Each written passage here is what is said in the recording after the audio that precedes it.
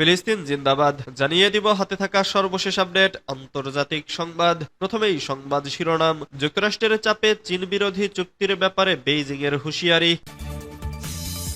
এরপর জানিয়ে দিব মৃত্যুর আগে গাজায় যুদ্ধবিরতি চেয়েছিলেন পোপ ফ্রান্সিস। এদিকে ইস্টার যুদ্ধবিরতি শেষ হওয়ার পরপরই ইউক্রেনে রাশিয়ার ক্ষেপণাস্ত্র হামলা। আরো জানিয়ে দিব ইসরায়েলি নাগরিকদের গাজায় প্রবেশের চেষ্টা।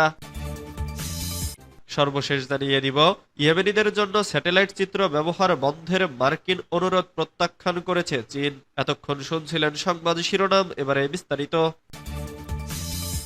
যুক্তরাষ্ট্রের চাপে চীন বিরোধী চুক্তির ব্যাপারে বেইজিং এর হুঁশিয়ারি। যুক্তরাষ্ট্রের বিরুদ্ধে শুল্ক নীতির অপব্যবহার করার অভিযোগ তুলে চীন অন্যান্য দেশগুলোকে সতর্ক করে বলেছে, নিজেদের স্বার্থ রক্ষায় যুক্তরাষ্ট্রের সঙ্গে এমন কোনো অর্থনৈতিক চুক্তি যেন কেউ না করে যা চীনের জন্য ক্ষতিকর।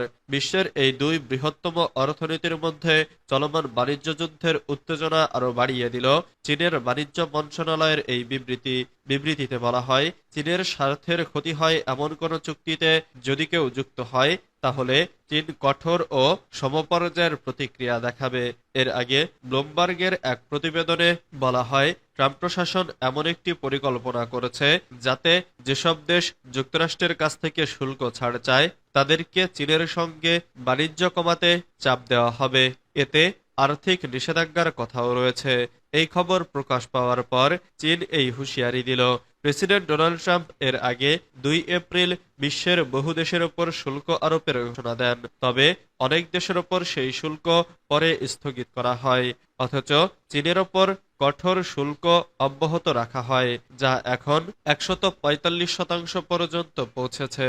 পাল্টা প্রতিক্রিয়ায় চীন ও যুক্তরাষ্ট্রের পণ্যের ওপর 125% শুল্ক আরোপ করেছে।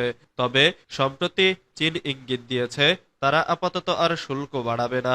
চীনের বাণিজ্য মন্ত্রণালয়ের মুখপাত্র বলেন, যুক্তরাষ্ট্র তথাকথিত সমতার অজুহাতে সব বাণিজ্য অংশীদারদের ওপর শুল্ক আরোপ করেছে এবং অন্যদের পাল্টা শুল্ক আলোচনায় জোর করেছে। তিনি আরো বলেন, চীন দৃঢ়ভাবে তার স্বার্থ রক্ষা করতে সক্ষম এবং অন্য দেশগুলোর সঙ্গে দৃঢ় ঐক্য গড়তে আগ্রহী।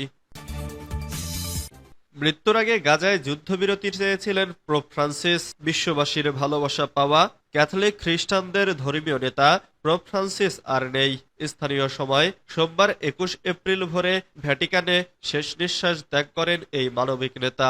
মৃত্যুকালে তার বয়স হয়েছিল 88 বছর।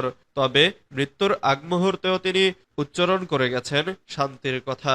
ফিলিস্তিনের অবরুদ্ধ গাজা উপত্যকার দিকে ইঙ্গিত করে বলেছেন, যুদ্ধ থামাও, জিম্মিদের মুক্ত করো, শান্তির পথে এগিয়ে চলো।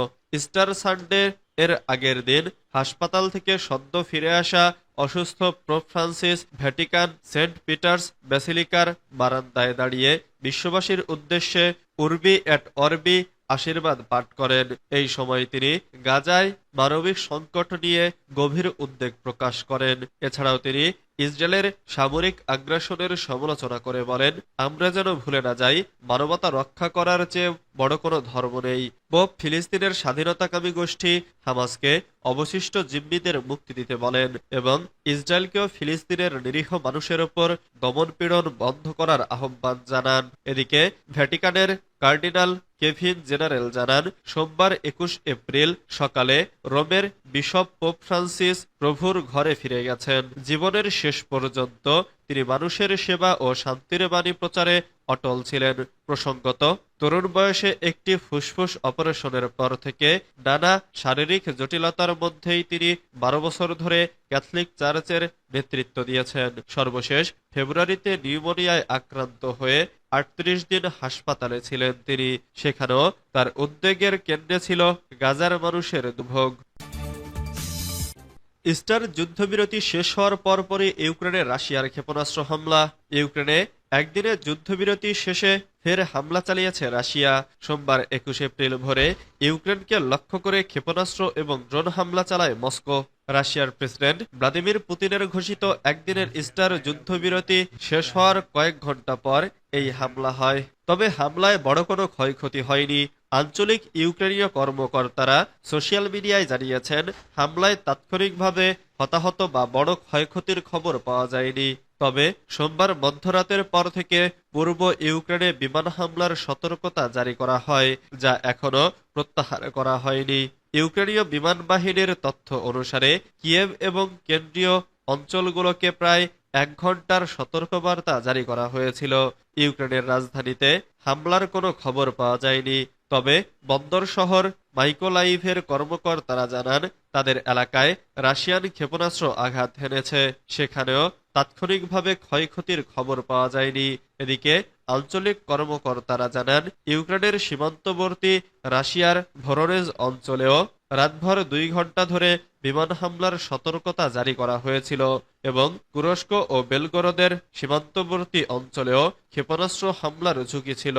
এর আগে শনিবার এক আকস্মিক ঘোষণায় পুতিন জানান মস্কোর স্থানীয় সময় রোববার মধ্যরাত পর্যন্ত ফ্রন্টলাইনে সমস্ত সামরিক অভিযান বন্ধ থাকবে, তবে যুদ্ধবিরতির মেয়াদ বাড়ানোর কথা বলেননি পুতিন। ইসরায়েলি নাগরিকদের গাজায় প্রবেশের চেষ্টা। সীমান্তের একটি বাফার জোন অতিক্রম করে ফিলিস্তিনের গাজা উপত্যকায় প্রবেশের চেষ্টা করেছেন বেশ কয়েকজন ইসরায়েলের বেসামরিক নাগরিক। তবে ঘটনা জানার পর ইসরায়েলি সেনাবাহিনী গিয়ে তাদের আটক করে পুলিশের হাতে তুলে দেয় বলে দাবি করেছে ইসরায়েলের প্রতিরক্ষা বাহিনী। আইডিএফ জানিয়েছে সম্প্রতি কয়েকজন ইসরায়েলি নাগরিক গাজা উপত্যকায় প্রবেশের চেষ্টা করেন। তারা গাজার সীমানা অতিক্রম না করলেও সীমান্তবর্তী বাফার জোনে প্রবেশ করেন। ঘটনা জানার পর সেনাবাহিনী দ্রুত ঘটনাস্থলে পৌঁছে তাদের আটক করে, পরে তাদের পুলিশের হাতে তুলে দেয়া হয়। ইয়েমেনিদের জন্য স্যাটেলাইট চিত্র ব্যবহার বন্ধের মার্কিন অনুরোধ প্রত্যাখ্যান করেছে চীন। মার্কিন পররাষ্ট্র দপ্তর জানিয়েছে যে ইয়েমেনের আন-নাসরুল্লাহ যাতে স্যাটেলাইট চিত্র ব্যবহার করতে না পারে সেজন্য ওয়াশিংটনের অনুরোধ প্রত্যাখ্যান করেছে চীন। ওয়াশিংটন দাবি করেছে যে লোহিত সাগরে জাহাজগুলোকে লক্ষ্যবস্তু করতে ব্যবহৃত হচ্ছে ওইসব স্যাটেলাইট চিত্র। ইরনার বরাত দিয়ে পার্স টুডে জানিয়েছে দৈনিক ওয়াশিংটন পোস্ট সংবাদপত্র লিখেছে সাংবাদিকদের সাথে এক সাক্ষাৎকারে মার্কিন পররাষ্ট্র দপ্তরের মুখপাত্র ট্যামি ব্রুস দাবি করেছেন যে চ্যাংগুয়াং স্যাটেলাইট প্রযুক্তি কোম্পানি মার্কিন যুক্তরাষ্ট্রের বিরুদ্ধে আন-নাসরুল্লাহর আক্রমণে সহায়তা করছে। ওয়াশিংটন পোস্টের মতে ওই গোপন পদ্ধতি বন্ধ করার জন্য বেইজিংয়ের কাছে বারবার মার্কিন অনুরোধ সত্ত্বেও স্যাটেলাইট কোম্পানির প্রতি চীন সরকারের সমর্থন অব্যাহত রয়েছে। অথচ মার্কিন গোয়েন্দা সংস্থাগুলো মনে করে সরাসরি জাহাজে অব্যাহত ক্ষেপণাস্ত্র হামলা চালানোর পেছনে ওই স্যাটেলাইট প্রযুক্তির সহায়তা নিচ্ছে আন-নাসরুল্লাহ।